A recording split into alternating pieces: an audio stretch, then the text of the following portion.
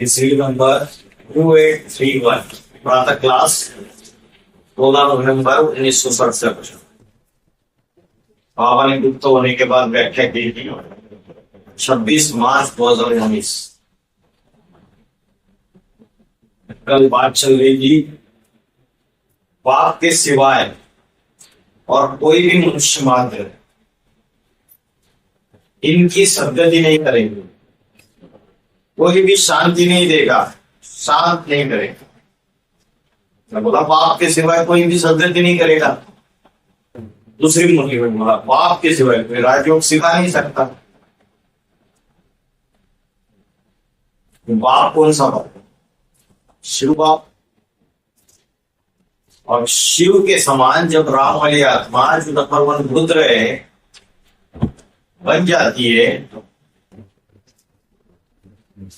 बाप ही बन जाती है, शिव ही बन जाती है, तो उस बाप के सिवाय और कोई भी मनुष्य सदगति नहीं करेगा। तो वो बाप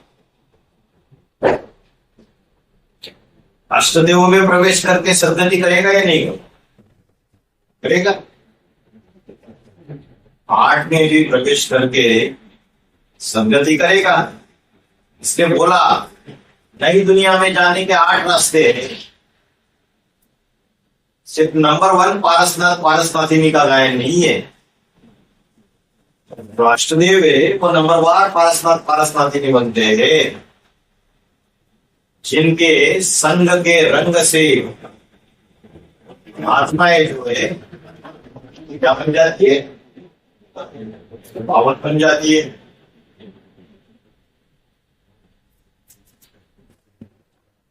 कोई भी धर्म स्थापन करने वाला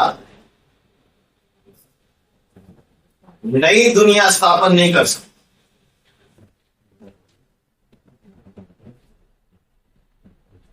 इब्राहिम, बुद्ध, क्राइस्ट, प्रॉफिट मोहम्मद, क्या ये नई दुनिया स्थापन कर पाए? नई धर्म तो स्थापन किया, लेकिन नई दुनिया बन नहीं पाए। फिर सब दुनिया नीचे ही गिरती जाती है।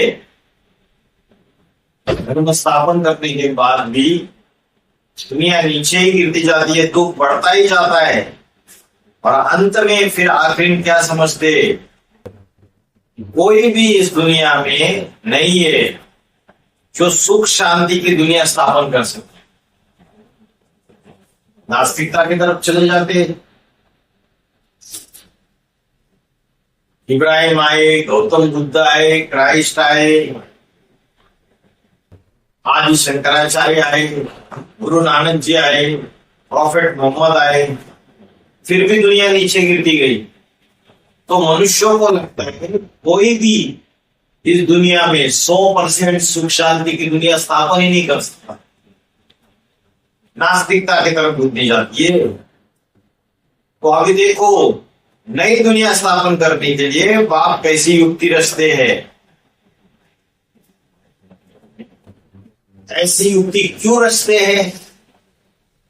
इसलिए रचते कि ऐसी युक्ति ना रचे तो धनी धोरी कंबोली नीचे ऊंचे राक्षस राक्षसिया सब नई दुनिया में घुस पड़ेंगे। तो सबकी छटनी होनी जरूरी है या नहीं है?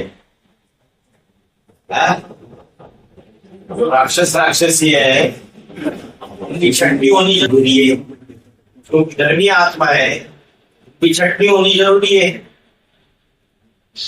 नई दुनिया में सिर्फ सूर्यवंशी जाएंगे या विदर्भी भी जाएंगे? सूर्यवंशी जाएंगे। पहले सूर्यवंशी परिवार जाएगा और दूसरी आत्माएं भी जाएगी, तो सूर्यवंशी कंकर ही जाएगी। अपने मोटे छिलके भी उतारने पड़ेंगे, तब तक नई दुनिया में जा नहीं सकते।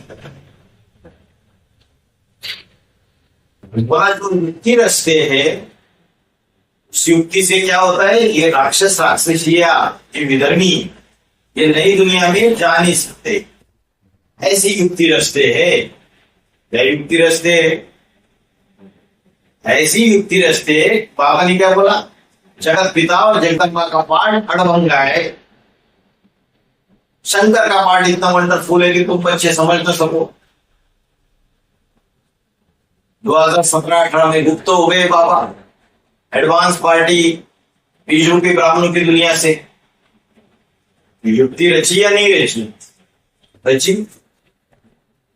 और उससे कई सारे जो राक्षसी है, विधर्मी आत्मा है, ज्ञान के ऊपर अनिश्चय आने लगा। फिर 8 नवंबर 2022 में जो राम की आत्मा है वो स्वेच्छा से शरीर त्याग देती है।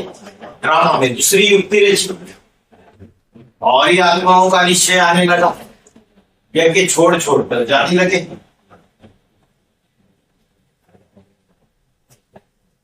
और ऐसा नहीं करेंगे राक्षस घुस पड़ेंगे। और महाकाली तो अपना रोल प्ले कर ही रही है। जो भी कन्याएं छोड़ के जाती है जगदम्बा को अप्रोच करती है और वो कहती है, अरे कुछ रखा नहीं है ये ज्ञान में, बाबा सब झूठा है, ज्ञान झूठा है, शादी कर लो। वो भी दुर्गति में लेके जा रही है। तो जो राक्षसी है उनको सबको क्या करती है जगदम्बा? उनको उनके गले काट देती है।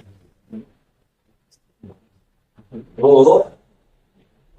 उनके पद जो है वो नीचे हो जाते हैं। सबको पता चल जाएगा ये मुट्ठी भर सूर्यवंशी बच्चे हैं और ये बाकी सारे के सारे विधर्मी है। ये बात सारे ब्राह्मण परिवार में साबित हो जाएगी। मुट्ठी भर सूर्यवंशी बच्चे अलग से दिखाई देंगे। मुट्ठी भर सूर्यवंशी बच्चे कौन है? अष्टदेव और अष्टदेव के परिवार वाले ये सूर्यवंशी बच्चे हैं। भले देखने में आ रहा है अष्टदेव के आपस में टकरावे, लेकिन आगे चल के इन सबको एक होना ही होना है। वहां जब आएगा तो स्नेह के सूत्र में सबको बांध देगा और 108 की माला तैयार हो जाएगी। वो पक्की सूर्यवंशियों की माला होगी। उसमें कोई चंद्रवंशी, इस्लामवंशी, बौद्धवंशी, कृष्णवंशी नहीं होगा। तो बोला ये युक्ति नहीं रचेंगे तो ये राक्षसिया नई दुनिया में घुस पड़ेंगे। वो ऐसी युक्ति रचते हैं कि गुप्त साधारण में आते हैं। मीठी मीठी बोली बोलने वाले में नहीं आते, सभी की पोल पट्टी खोलने वाले में आ जाते हैं। सभी की पोल पट्टी खोलने वाले में आ जाते हैं। ऐसी युक्ति रचते हैं। उससे क्या होता है? पोल पट्टी खोलने से नाराज हो जाते हैं। बोलते ये कैसा बाप है, ये तो पोल पट्टी खोल देता है सभा के सामने, डांट लगा देता है, भाग जाते। छटनी होगी या नहीं होगी? फिर छटनी होगी। तो बाप जो है वो परीक्षक है या नहीं बच्चों का? भी परीक्षक है, जगदम्बा भी परीक्षक है और अष्टदेव भी परीक्षक है। तो बोला पोल पट्टी खोलने में आ जाते हैं तो ऐसी युक्ति रचते हैं। तो देखो किसी को भी एकदम पता नहीं पड़े इस युक्ति का, और फिर क्या होगा? फिर अचानक ही बम आकर के गिरेंगे। लाठी के बम को, परमात्मा प्रत्यक्षता के बम को थोड़ा थोड़ा अखबारों में, इंटरनेट में, टीवी में, पत्रिकाओं में पढ़ते रहेंगे, देखते रहेंगे। इस शहर में बम गिरा, उस बड़े शहर में बम गिरा। ये शहर भी सिर्फ जड़ शहर है या चैतन्य शहर भी है? चैतन्य आत्मा है, बम्बई है तो कोई चैतन्य आत्मा है मुंबई को रिप्रेजेंट करने वाली बीजों के ब्राह्मण की दुनिया में। कलकत्ता है कोई चैतन्य आत्मा है बीजों के ब्राह्मण की दुनिया में। लंदन है कोई बीजों की आत्मा है या नहीं है ब्राह्मणों की दुनिया में? जो लंदन का पहाड़ हो जाती है, जिसने ज्ञान का सबसे ज्यादा लेन देन किया वो लंदन। बोलो बड़े बड़े शहरों के ऊपर क्या गिरेंगे? बम गिरेंगे। जैसे पहले हुआ था ना 1945 में, जब द्वितीय विश्व युद्ध हुआ था, तो छोटी छोटी 20 मेगावाट की बम्बियां गिरी हिरोशिमा और नागासाकी, और तहलका मच गया सारी दुनिया में। धीरे धीरे करके कहीं आज गिरा, कहीं कल गिरा, कहीं परसों गिरा, ऐसे बम आकर गिरेंगे।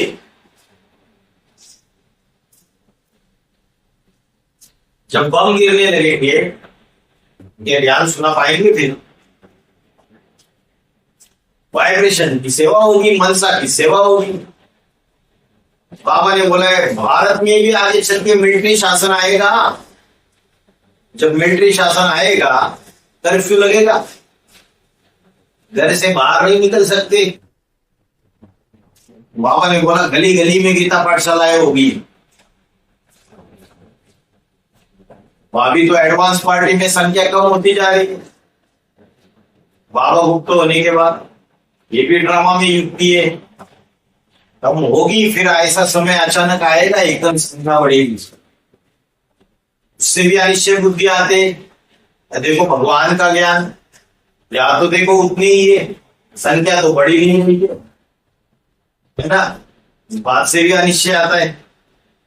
तो बोला ये बम थोड़ा थोड़ा गिरते रहेंगे, अखबारों में टीवी में पढ़ते देखते रहेंगे कि ये वही महाभारत लड़ाई है, जो महाभारत लड़ाई कल्प पहले हुई थी, जिसका शास्त्रों में गायन है। ये वही महाभारत लड़ाई है, हर गृहस्थी की महाभारत लड़ाई, गृह युद्ध, महाभारत गृह युद्ध। बाबा ने मुरली में क्या बोला, इस महाभारत गृह युद्ध से पसार हुए बगैर स्वर्ग के गेट नहीं खुलेंगे। अभी कोई बोले कि भाई हमें तो इस युद्ध में शामिल ही नहीं होना, हम तो यहाँ शांति के लिए आए भाई, ये क्या आपस में लड़ झगड़ रहे, ये क्या आपस में ज्ञान के बाण मार रहे, ये आपस में एक दूसरे के ऊपर ज्ञान के अस्त्र शस्त्र चला रहे। हम तो भाई न्यूट्रल कंट्री बन के रहेंगे। न्यूट्रल कंट्री होती है ना, जो ना किसी का पक्ष लेती है, ना इधर के ना उधर के, ना घर के ना घाट के। जैसे संन्यास धर्म का बोला अष्टदेव नेवला, नेवला जो होता है वो, उसके लिए क्या बोला, नकुल। नकुल बोला 5 पांडवों में नकुल, न इस कुल का न उस कुल का। मतलब कोई जो संन्यास धर्म की पूर्वज होगी ना, उसको अंदर से पता होगा कि इस्लाम धर्म का जो पूर्वज है ये गलत है, ये माया बेटी है, माया फैलाती है ब्राह्मणों की दुनिया में। लेकिन संन्यास धर्म का पूर्वज जो बहन है, वो कभी उसका विरोध नहीं कर पाती, उसकी भी चाटुकारी करेगा, उसकी भी बात मानेगा।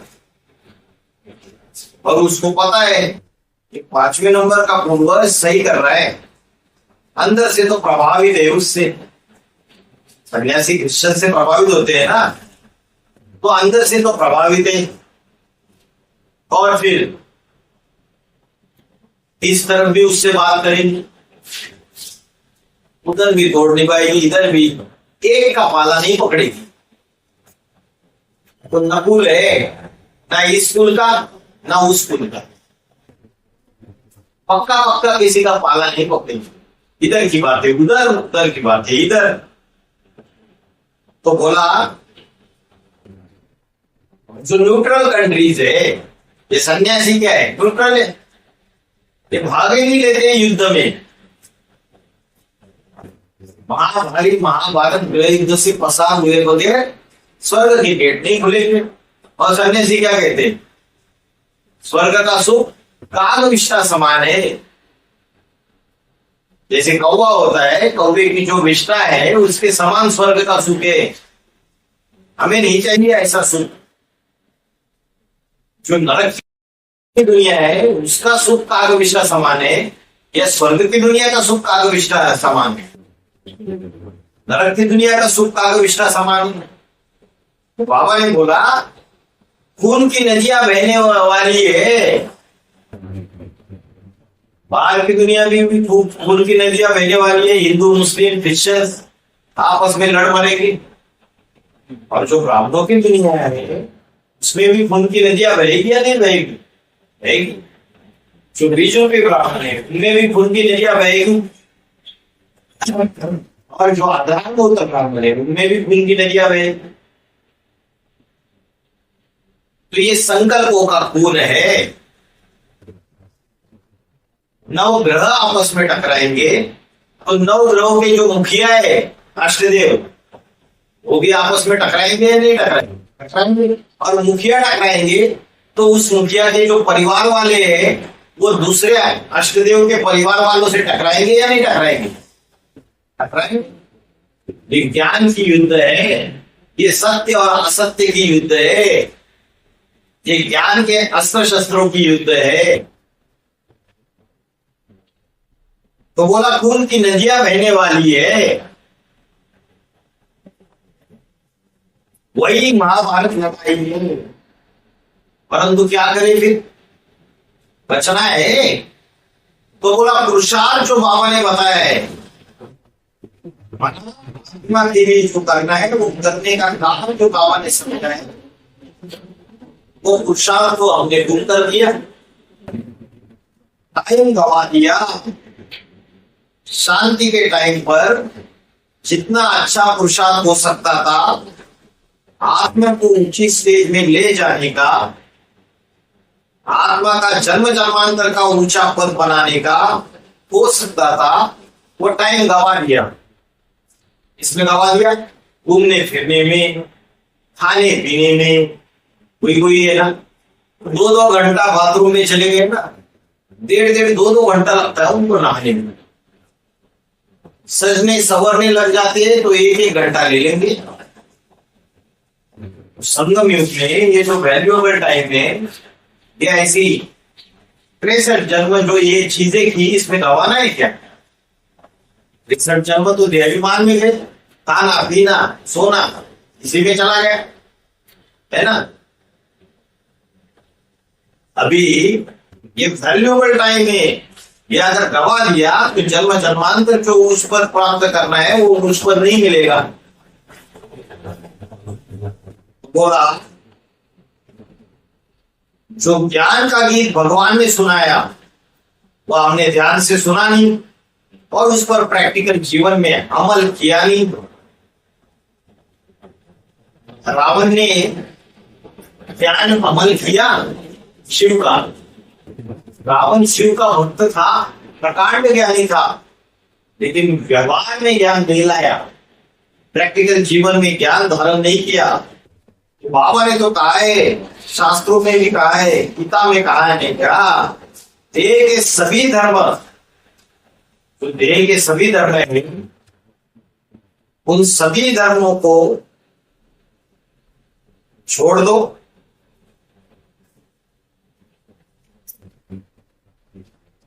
जो जितने भी दूसरे देह के धर्म है वो सारे उनके धर्म पिता है जो है वो देहाभिमानी हुए, चाहे इस्लामी हो, बौद्धी हो, सिख हो, सन्यासी हो।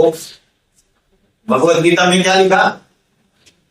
सर्वधर्म परित्यज्य मामेकं शरणं व्रज। ये हिंदू, ये इस्लाम, ये बौद्धी, क्रिश्चियन, ये सारे देह के धर्म छोड़ दो। हिंदू मतलब हिंसा को दूर करने वाले। ब्रह्म कुमारी भी बोलती है कि हम हिंसा को दूर करने वाले हैं, लेकिन कर पाते हैं? ब्रह्म कुमारी के जो सेंटर है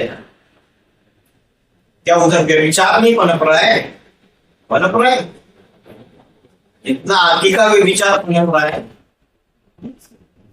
कि आज जो ब्रह्म कुमारी के सेंटर है उसमें ज्ञान योग